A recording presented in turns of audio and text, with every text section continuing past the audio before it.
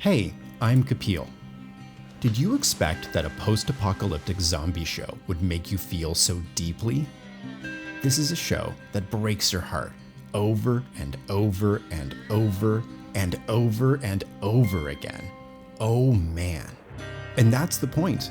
The word zombie was banned on set because the show's creators knew what it would take to make The Last of Us the most successful video game adaptation ever, remaining true to how the game made us feel, the emotions.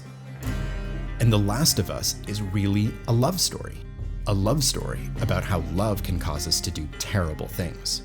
Those are the words of Craig Mazin, one of the show's creators, and that's what I'd like to explore with you today.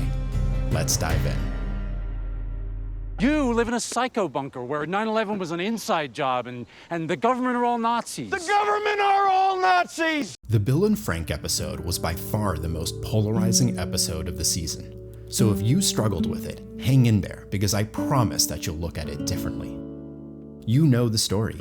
Bill is a survivalist, he hates the world, and after everyone dies, he's living his best life. And then he meets Frank, and they build a life together. But it's not always easy. I was never afraid before you showed up. Because for Bill, what comes along with love is fear. It's remarkable watching this beast of a man grapple with the fact that his feelings make him so fragile. But in a way, he learns that love and fear can't be separated, and that love is shown in how we pay attention to things, like watering the flowers when Frank is sick. And at the end, as Frank chooses to die, he understands. Do you love me? Yes. Then love me the way I want you to. And that's what makes this episode so moving. That someone who started out so cold to the world grows to understand the true meaning of selfless love. But it's also what makes The Last of Us so tragic, because this is the bridge that Joel can't cross. What are you doing? Got a kid, Joel. So do we. Keep driving. Maybe this darkness was there all along, like when he speeds by this family.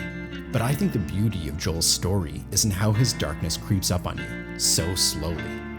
We spend so much time with Joel that we can't help but feel so deeply for him. We experience his loss, we see the hard life he's living in Boston, he loses his rock again, and then we see him slowly warm up to Ellie, one bad pun at a time. From this, Your cargo. to this. It's okay, baby girl. I got you.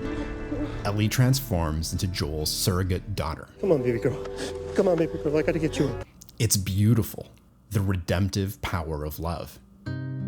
But it turns dark, because just like Bill, as Joel makes room in his heart for Ellie, he opens himself up to fear, rooted in his trauma. You see it in his panic attacks. And all I did was stand there. I couldn't move. I couldn't think of anything to say. I was so afraid. Lately, there are these moments where the fear comes up out of nowhere, and my heart feels like it stopped. I don't know if it's just me, but I find Joel's voice here absolutely heart-wrenching. He's in such pain, and he never figures out what to do with this fear. It owns him, and this torture scene is so uncomfortable to watch. To witness someone we've spent so much time with go over the edge. It almost makes you want to justify his behavior, just like he does, because he's saving Ellie. The answer is easy. I am the bad guy because I did a bad guy thing. Which is really what The Last of Us keeps showing us. How love can lead us to do horrible things that we justify in the name of protecting the ones that we love. Henry sends a man to his death to get medicine for his son. Kathleen kills federal collaborators to avenge her brother's death. The pastor at Silver Lake needs to feed his flock. Fedra justifies itself as the only thing holding the world back from anarchy. And the Fireflies become terrorists in the name of democracy.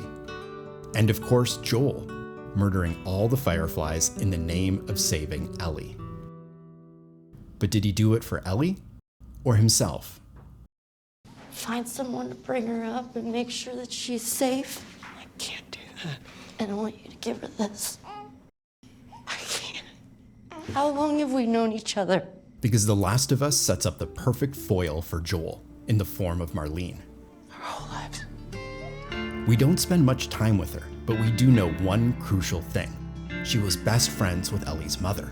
She's effectively Ellie's godmother. They put me there when I was a baby. It's for orphans. They didn't put you there. I did. Ellie. So when she confronts Joel at the end of his rampage, she's not just speaking objectively, she's speaking about a girl she swore to protect. So what would she decide? Because I think she'd want to do what's right. True love is agency. As Frank says, loving me the way I want to be loved, even if that means letting them go. Ellie understood this. But there's no halfway with this. We finished what we started. And Joel robs Ellie of that agency. He robs her of the ability to make her own decisions. Swear to me that everything you said about the Fireflies is true. So is Joel's love for Ellie true? I swear.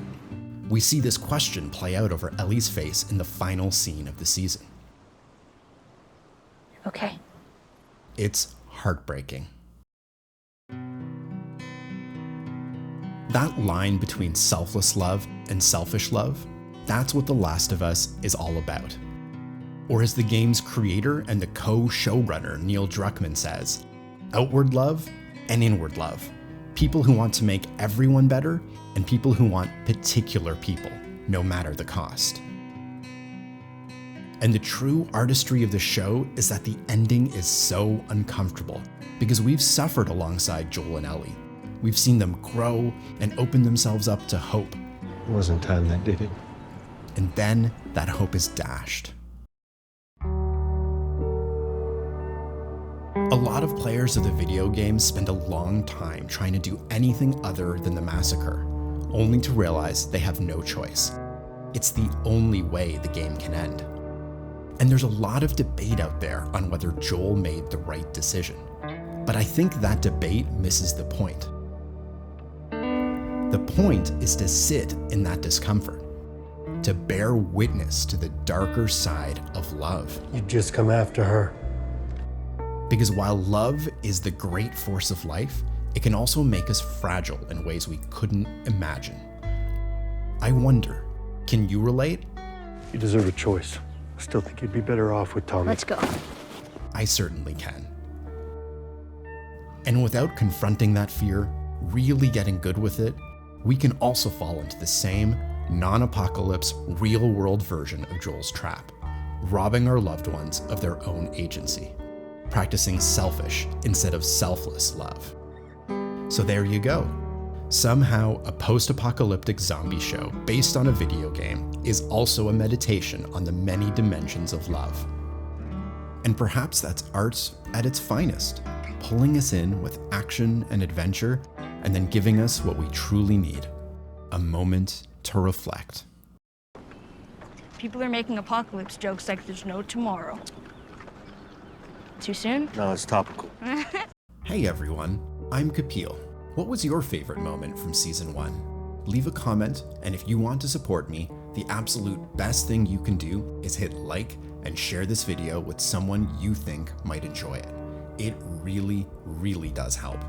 Thanks so much for watching, and see you in the next one.